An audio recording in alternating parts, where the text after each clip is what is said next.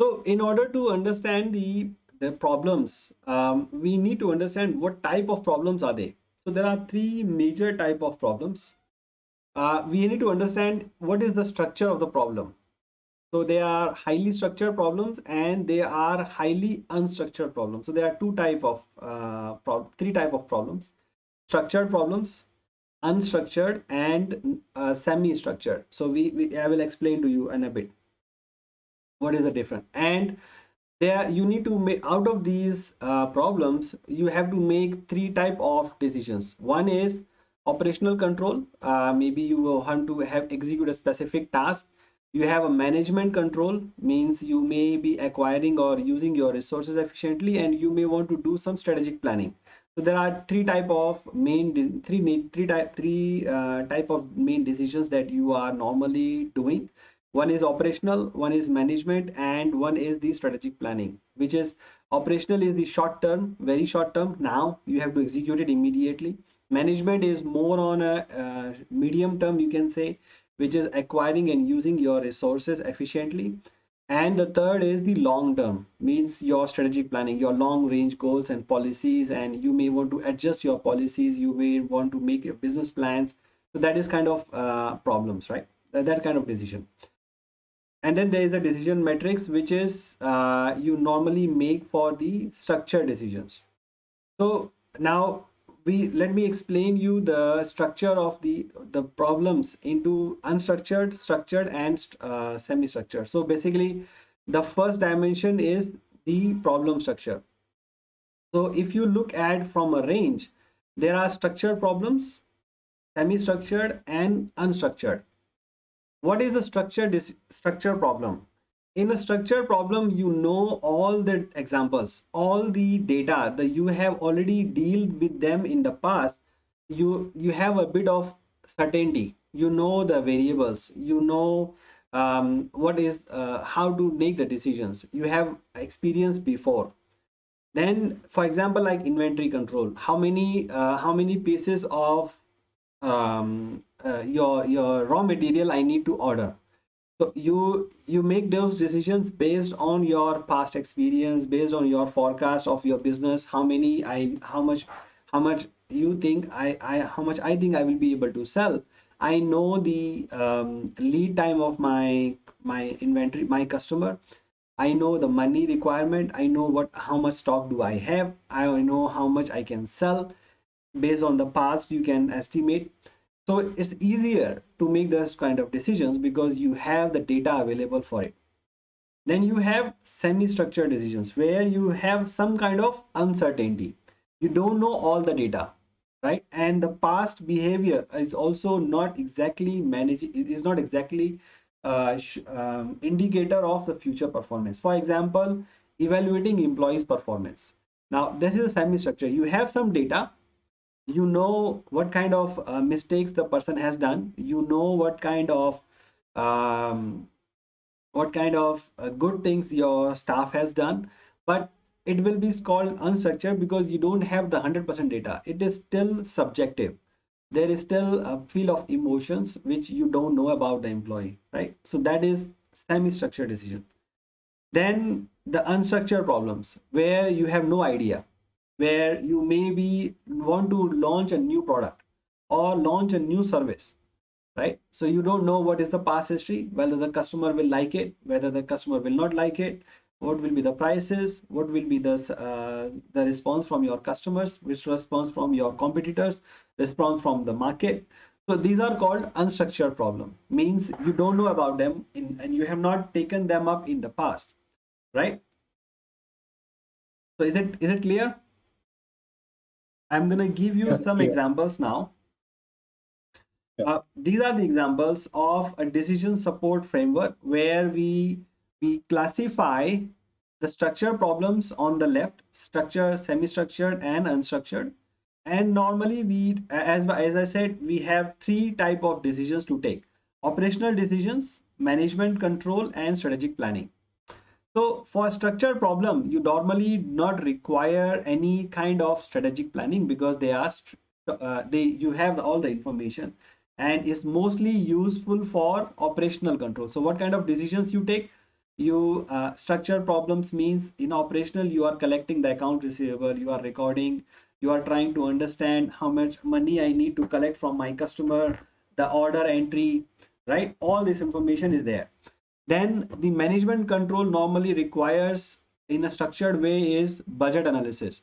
Means what was my budget, what was my actual performance, and what is the difference, why I was short on the I was short on the performance, what did happen. So basically you have all the information, you just need this information, you are using this information to create management controls. This is called structure problem. Then you have unstructured, semi-structured means scheduling a scheduling operational control, scheduling a production, how many I need to produce. Now you don't know 100% of the information. You are making some estimation, but you have the ways of doing it because you have done it in the past. So these are called the semi-structured problem. These are the examples of semi-structured problem. Then you have management control, management um, decisions under semi-structure means credit evaluation, budget preparation, new plant layout, project scheduling, reward systems. So these are the management decisions based on the policies and procedures, but semi-structured. Then you in the under semi-structured you under the strategic planning, there are some semi-structured problems. For example, building a new plant, doing merger and acquisitions, planning for a product or a quality assurance compensation. So these are semi-structured means you have some information but you don't have the 100% information, there is some sort of uncertainty there.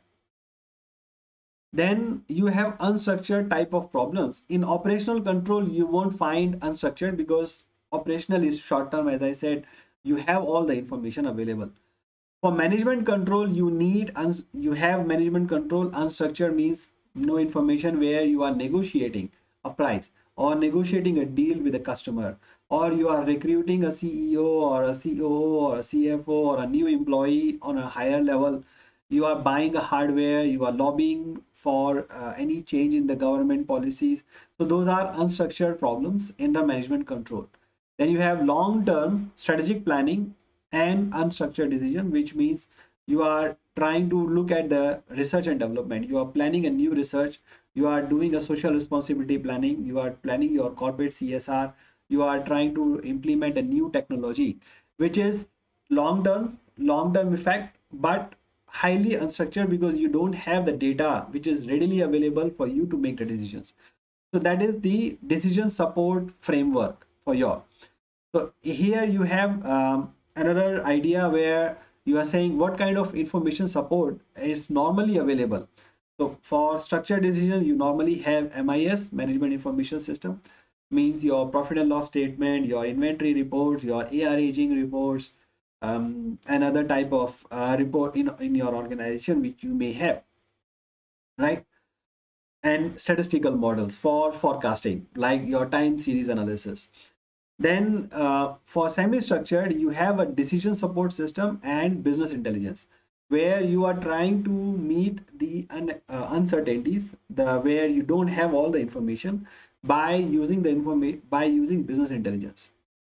For unstructured problem, you normally use decision support systems, which is normally your MIS and statistical methods, plus the expert systems or ERPs or neural network, business intelligence, big data.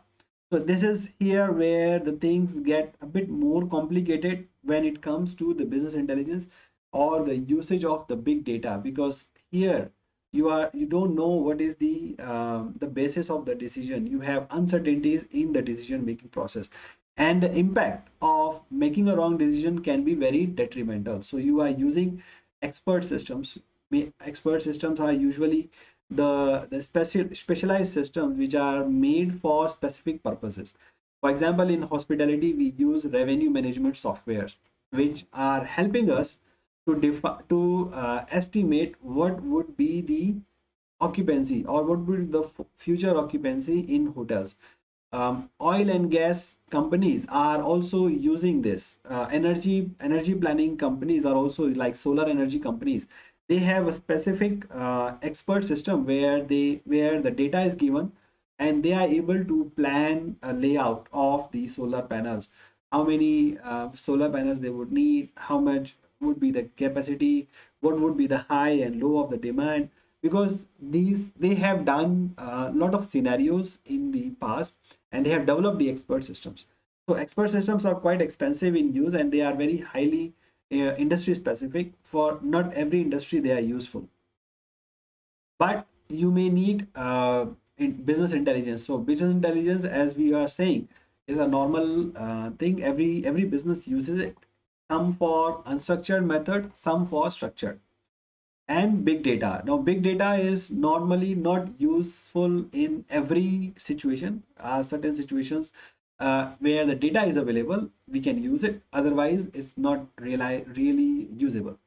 Especially in the countries where the computerization of the data has not completed, right? In like in Myanmar, you don't get a lot of big data because not everything is on computer, not everything is computerized. So that is the decision support framework. Is it clear?